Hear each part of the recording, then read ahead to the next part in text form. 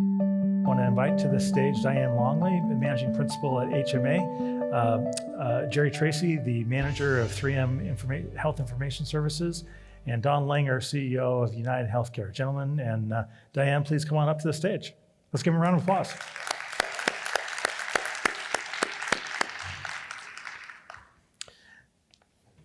Thank you all for doing this and kind of rolling with us. And there's been a little bit of rolling with us here today. And I'll also say I appreciate you guys sponsoring and playing a role here.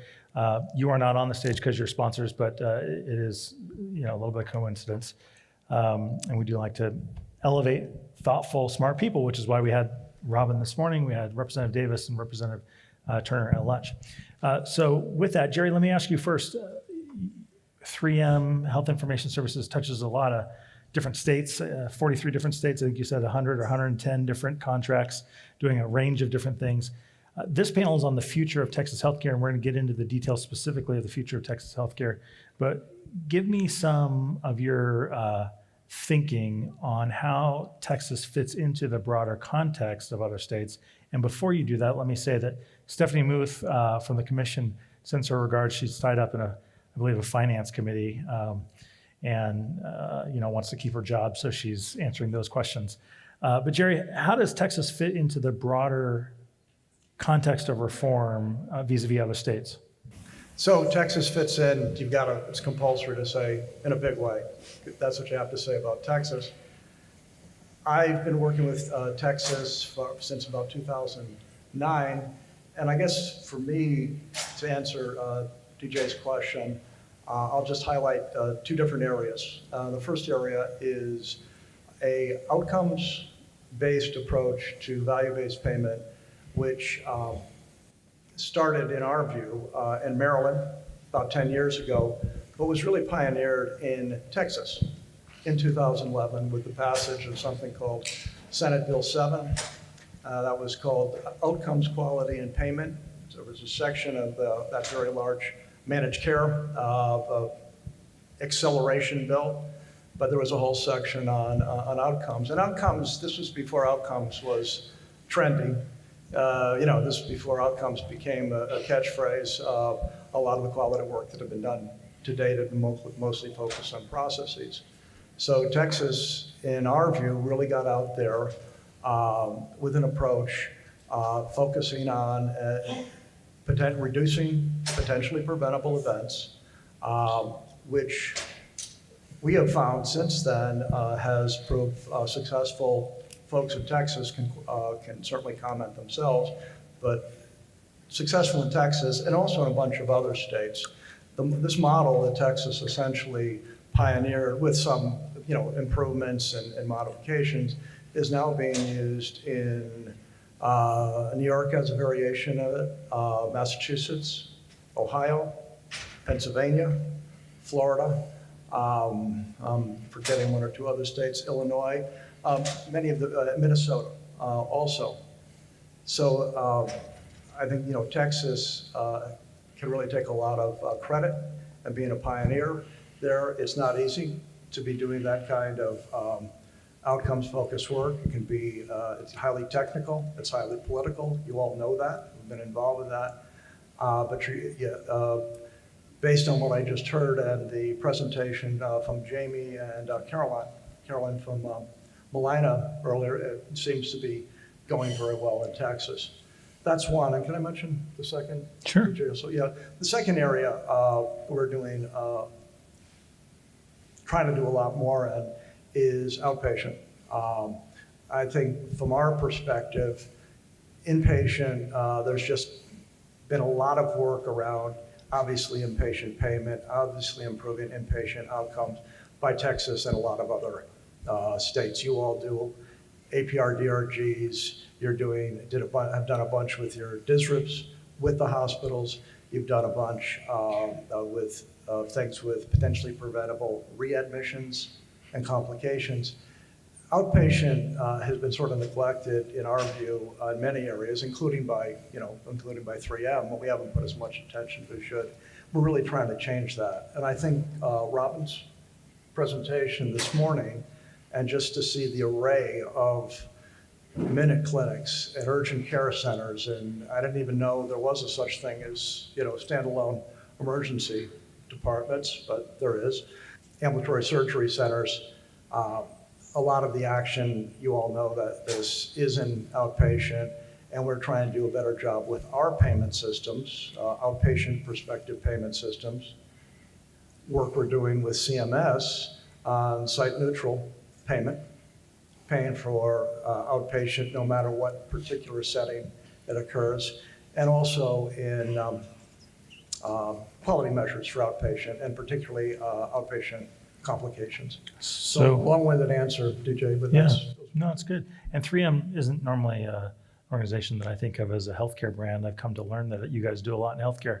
You're sort of the back end for a lot of the numbers that float around between payment and coding. It goes so far beyond Post-its. Yeah. Dianne, you had a long career at the Texas Division of Insurance before you got to your consulting role. I'm wondering, Jerry talked about Texas's kind of avant-garde innovation coming out of that 2009 bill, but 2009 is a decade ago. Do you feel like it's still an innovative place? Do you feel like there's still an energy towards innovation here, or is it frustrated by the politics of our current generation? I would say it's a mix of both. I think the disparate program is an excellent example of the innovation that still exists in Texas. We have the largest disparate program in the country, and any provider who participates in that program will tell you that that has been a successful strategy. It's brought providers and local communities together to collaborate on ways to do innovative care, to reach out to the uninsured as well as the Medicaid population. And there have been a lot of great outcomes that have been identified as a result of those and that are still ongoing as a result of that program. And I think there's a lot of interest in continuing those types of initiatives in Texas, both on the commercial as well as the Medicaid, the Medicare community, and those that serve indigent care, provide indigent care for the uninsured. But I think the politics have prevented Texas from really moving forward in addressing our uninsured problem. We still have 4.5 million uninsured Texans, which is, I think, inexcusable in a state this size that prides itself on caring for all of our population. I think we have not done as good a job as we could do in terms of taking care of those people. One of my responsibilities at the Department of Insurance for the last 15 years I was there was overseeing the health insurance research and evaluation initiatives for the department. And I spent about 6 years, I guess, working on a HRSA federal grant looking at the uninsured, and had the opportunity to work with every other state in the country and watched all of these states move forward with some great programs, some initiatives to take care of the uninsured. And we did end up with a highly successful program in Texas called Healthy Texas that helped subsidize premiums for small employers, but we never really got to that individual market. And I think that's where we have an opportunity to do something together, to come together. I think the legislature, we were talking yesterday about the fact that when you talk about to politicians, everyone agrees we want the same thing, and everyone says we want to provide the best health care. Where Texas, we do everything bigger and better. But and you can, roll out a list of areas where everyone agrees, but then you get down to those details and we can't figure out exactly where to move forward, where to put our money, how do we, it sometimes seems like it's such a big problem that it's hard to address, but I think if we can get past all of the things that we disagree on and focus on the things that we agree on, that we have opportunity to move forward. And I'm really hopeful that in this legislative session in the year, the next 18 months or so, that we can make some headway on that. HMA works with providers. We work with managed care organizations, both on the commercial, Medicare, and the Medicaid side. We work with providers, clinicians. So again, everyone wants to do the right thing. They want to resolve or solve this problem, or at least put a dent in those numbers, and I really hope that Texas can focus on that problem. So, Don, there's this legacy of innovation. There's this suite of challenges that face folks in Texas healthcare. I'm wondering, President of United Community State here in Texas and in Oklahoma, what are the challenges that really get you excited as an executive when you are at the plan level? You got a lot of, maybe it doesn't always feel like you have a lot of levers to pull, but you got a lot of levers to pull to address some of these big things. What kind of motivates you professionally to address and take on? That's a great question. I think when you think about all the challenges that were laid out today in a variety of the sessions, right? A lot of conversation about making the program better use of the money, better outcomes of the money. I get excited about the opportunities we've been working with TMA and THA, trying to get together and figure out what are those programmatic design things that are really holding the program back, causing friction between the providers and the MCOs, slowing the process down, and really looking at those and trying to break them down. Over the last 3 or 4 months, we've met with TMA and THA together, and we've actually identified several things that we hope, working with the department, working with the legislature, we can change some of those smaller, I call them noise and frustrations, which I hope will then allow us to get past that noise, partner together better, and really innovate.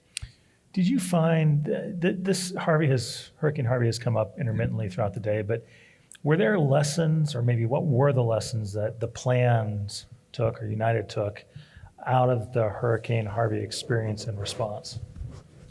I would say they came out in a couple of different flavors. Some of it's internal, right? When we preparing for the hurricane and then getting ready for it and then actually coming, realizing that our nurses were focused on the members, but what happens when our nurses then have to have a problem with their own homes and their own families? Yeah. So that's a lesson we learned, that we need a lot of backup support that's out of the area and to have it designed. So we're working on that, and it's a big learning.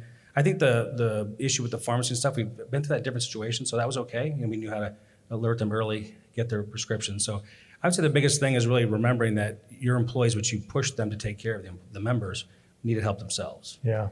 And then on the state side, I think it's really just realizing that there are things that we could have done faster and better, working with them, authorizing some things to be overridden, different things that could have come out faster that could have helped us as well. So I think we learned a lot from that.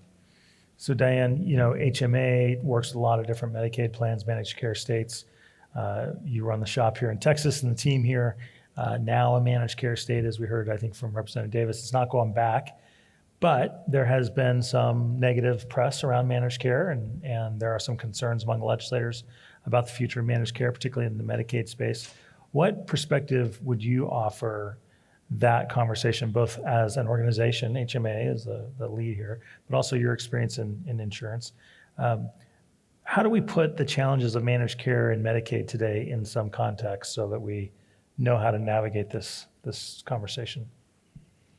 Well, I agree. Managed care is here to stay. We're not going backwards, and I think that's a good thing because I, having worked in a fee-for-service environment for the first 20 years of my career, and then as we transitioned to managed care, both on the commercial side as well as the Medicaid and Medicare, I see all of the advantages to managed care, but it's like any other healthcare system. It's not perfect. You're not going to do everything right every single day.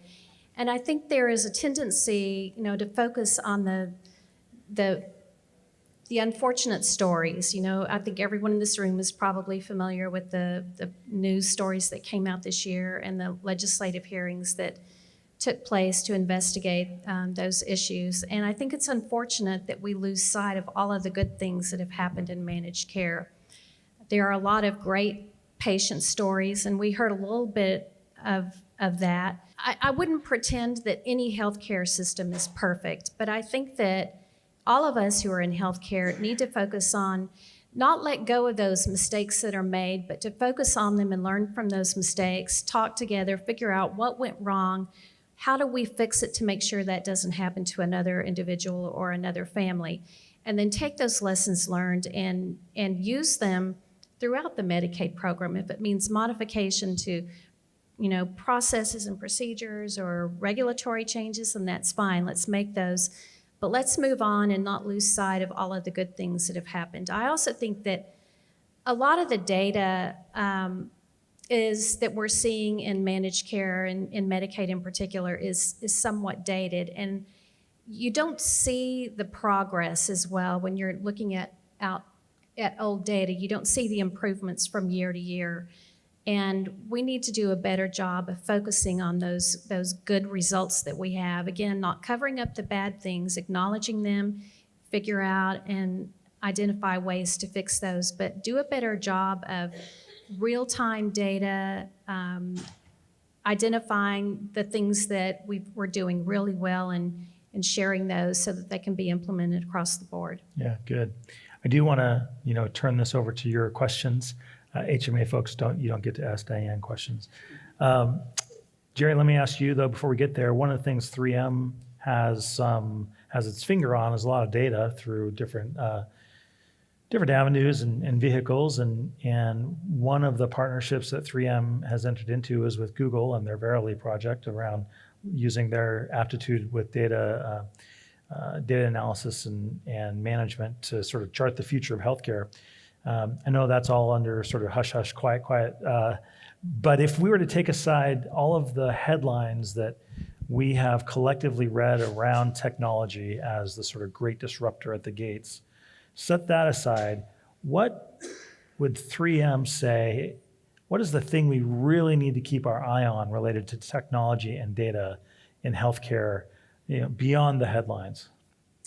So 3M is a conservative, small c, conservative company. It's old school.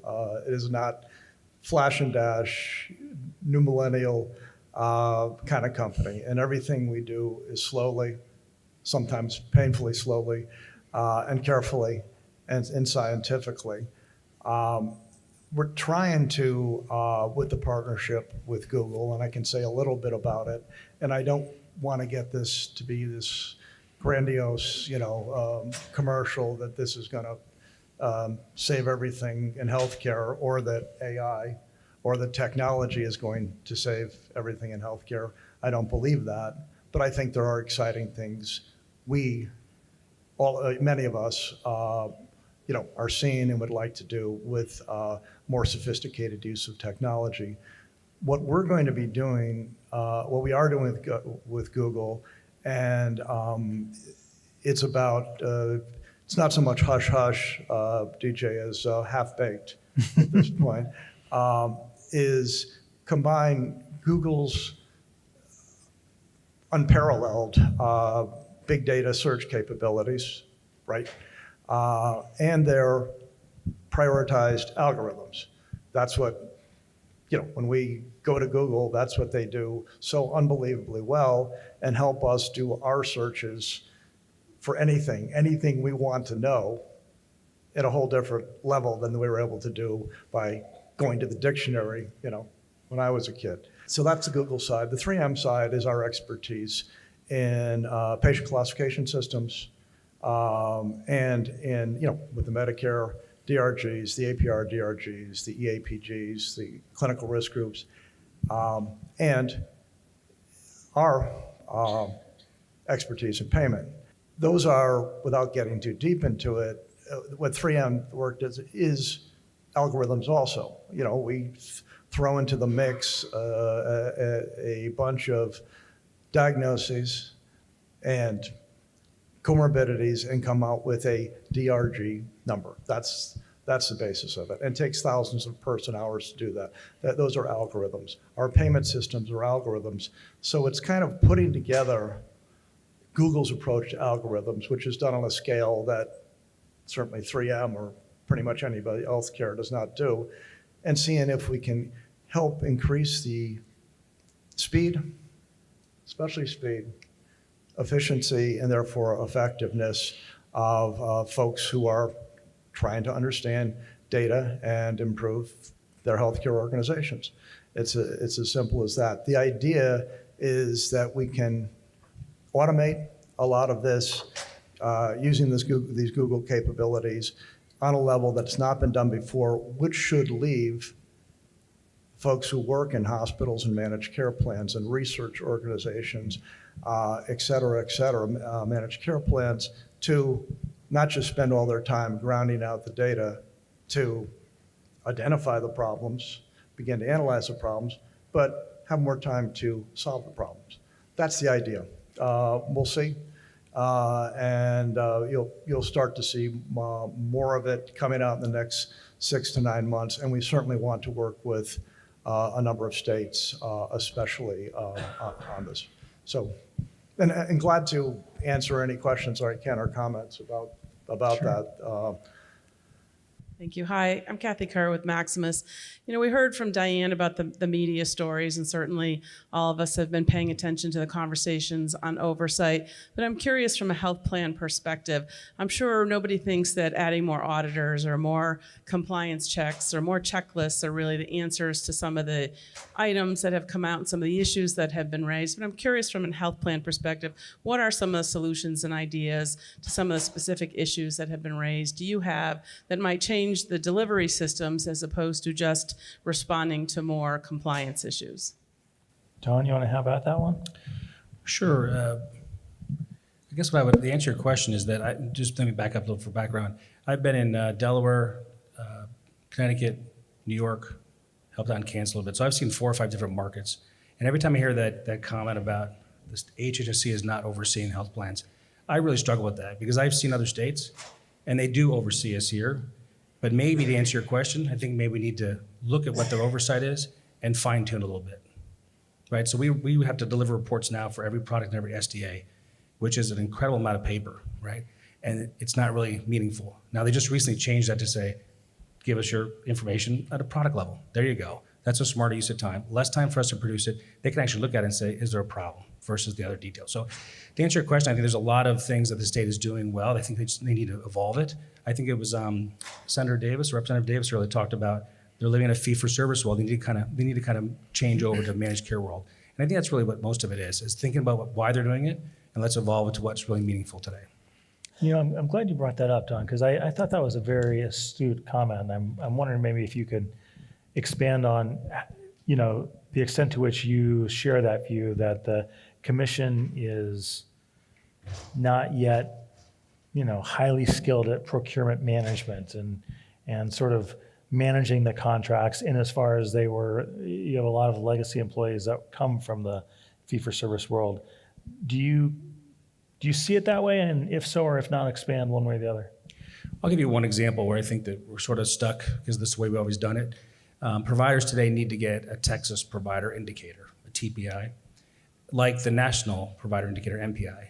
Texas is the only state that still requires a provider to get that, okay? So, and also they require them to get that first. So it could take them 3 to 6 months to get that first, then they can come to us to apply. You're talking almost a year, if they're lucky, maybe 9 months to get into the network. And you wonder why no one wants to do the Medicaid network, okay? That's just one example. There's probably others where in the old world when it's fee-for-service, you needed that TPI. That's how they identified the provider. We don't need that anymore. You know, the managed care companies are managing that piece.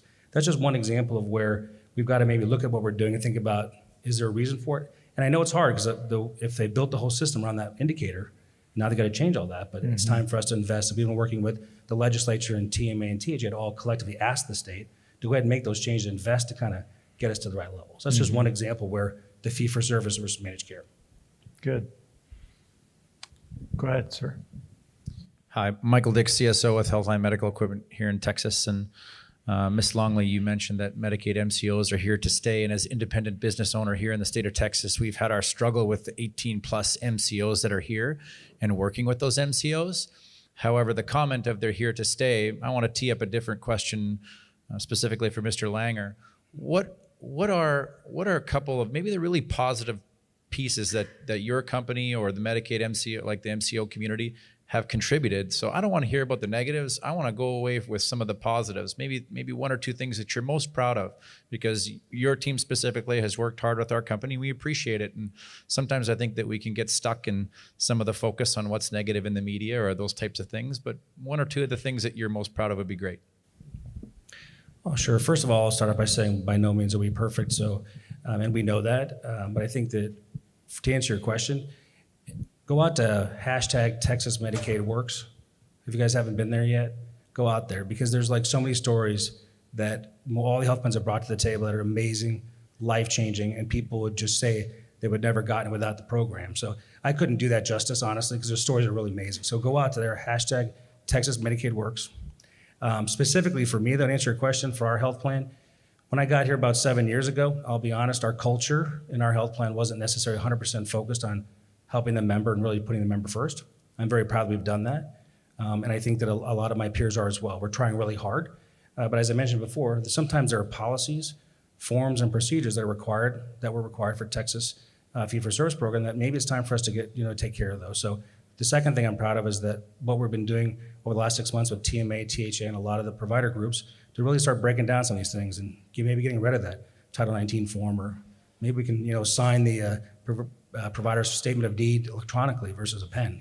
Things like that we're trying to change. So I feel good about that stuff. Dianne, let me ask you to build on a word that Don said, which I think is super critical, which is culture. I don't think we spend a lot of time, or generally speaking, we probably don't spend as much time in general, collectively, on culture as we should. What do you think, where does the culture of Texas healthcare need to evolve? The culture of Texas health politics need to evolve. The culture of Texas healthcare delivery need to evolve. How do we move the Texas culture related to healthcare and health policy forward? Okay, so that's a complex question. First of all, I just think it's important to acknowledge that we are a very large, diverse state, and the culture in South Texas is very different than it is in, say, the Dallas-Fort Worth area. So you're talking about providers, you're talking about patients, you're talking about the healthcare infrastructure system. All of those have a different culture. But I think, when you're talking about patients, for example, and a lot of the outcomes, I know value-based payments has been a big focus today, quality incentives and quality outcomes, and which I think the state does a really good job of measuring. Again, there's always room for improvements, but that's an area where we're becoming more sophisticated. But I think those quality outcomes and the effort that the MCOs put into achieving those targets, those goals, doing better every time they see a patient, is so dependent on the patient themselves, patient compliance and patient engagement. And again, that's been a focus of a lot of the disparate projects. But I think when you talk about the culture of patients, it's about patient responsibility. We need to get them engaged. We need to give them the tools that they need so that they can be good patients and good managers of their own health care. When you're talking about culture at the MCO, the managed care organization level, I've been working with MCOs for since they first were licensed in the state of Texas, first at the Department of Insurance from a regulatory perspective, and now at HMA, working directly with the MCOs, and many of them here in Texas as well as other states. And the one thing that I find common across all of them, and I love some of them more than I like others. I'll be very frank with you there. I think some of them, just for whatever reason are doing a better job than others. And I'm talking about nationally, not just here in Texas. But the one common thing that I find consistently with the people at MCOs that I've worked with is that they all truly are invested in trying to improve healthcare. They are committed to the people that they serve. They want to do everything that they can to provide better care and better services. Texas MCOs are many of them who are really focused on the social determinants of health and addressing food insecurity and homelessness, and have done a lot of innovative programs that many people have never heard of. And a lot of this is not being funded. They're paying for this out of their own pocket because it's worth the investment, and hopefully in the long run they will see the results financially, because if you can keep people off the streets and in a home and make sure that they get their prescriptions, they're seeing their physicians, they're getting their labs, they're going to have better outcomes, and that's going to save you money in the long run. But those are the types of initiatives that those of us who are in the healthcare environment may know about, but I think the public as a whole is not aware of those. So I think we could definitely do a better job of making that information. You don't want to be patting yourself on the back all the time. So it's a challenge about how do you get that message out to people. But I think the culture is generally, overwhelmingly, one of let's get this job done and let's see what we can do better. I think at the legislative level, I think that's where it becomes more of a challenge. Again, when you talk to them one-on-one and you ask them, what are your goals for healthcare? What do you think a perfect healthcare environment would look like here in Texas? They would all say, everyone has access to care. It's affordable coverage. They get their meds. They have good outcomes. We all are interested in the same goals. It's just how do we get there? And I think that I think some of it is a lack of knowledge and understanding of the healthcare system, that they have different ideas about how do we get there. So I don't know that it's so much, I guess maybe the culture change I would see at the higher levels of government politically is just better understanding and better, more of an active participation in the healthcare system. I know that there's a lot of competing interests, but I would love to see the legislature get more engaged in this discussion as a whole, not just piecemeal. I'm reminded of the wise man that said, "Who knew healthcare could be so hard?" Yeah. If you don't mind, I'll add some, DJ. The Sure. culture also on the provider side, kind of tied to my comments earlier. I think the process that we've built and evolved here has some flaws from the provider side, and if we can fix some of that stuff, I think their culture can be less frustration, maybe more collaboration. I think that'll also change where we're headed. But we need to collaborate to do that together. Yeah. That willingness to collaborate it's not something that appears overnight. You got to build and engender that trust. Jerry, the other sort of piece I think that's central to moving the whole system forward is leadership. There's some of that sort of baked into you all here on stage. It's baked into the attendees who are here trying to explore opportunities for collaboration. How would you counsel folks in the room, based on your experience, to sort of provide, to develop, to foster, to demonstrate the kind of leadership in their organizations and their communities to move things forward? What advice would you give people regarding, providing and fostering the leadership to move healthcare forward? So this is for all the folks and all the organizations in Texas? Well, at least start with the people in this room, and then the folks who are going to watch this on TV. That's an easy one, DJ. You don't get 10 minutes, you get about 2. Actually, I thought you were starting out with Medicaid leadership, and I'll do that first.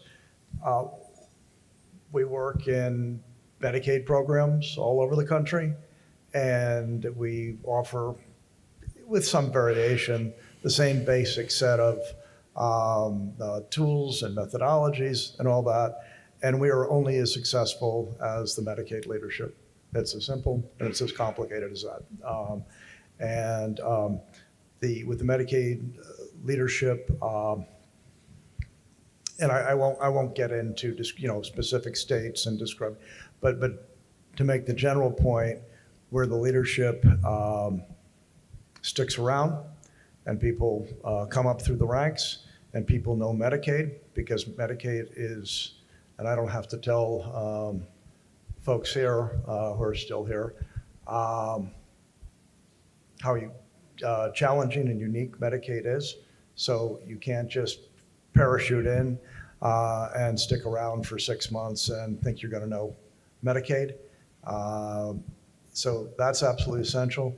And then, what you're supposed to say when you talk about leadership, you're supposed to say bold and be bold, right? You're supposed to say that. Anybody can say that. It's hard to do that sometimes when you're in a bureaucracy that has two masters, federal government and state government. It operates an insurance program for the most vulnerable people in the state, in a highly political environment with lots of stakeholders looking at every decision.